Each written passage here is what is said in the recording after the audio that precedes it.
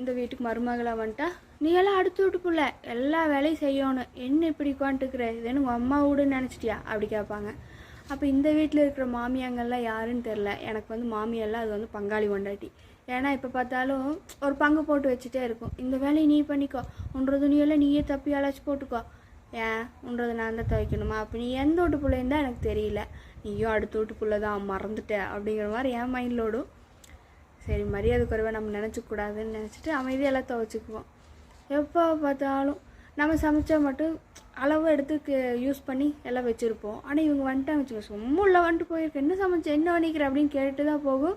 2 பாத்திரம் அங்கே எக்ஸ்ட்ரா கிச்சனில் சிங்கில் விழுந்திருக்கும்.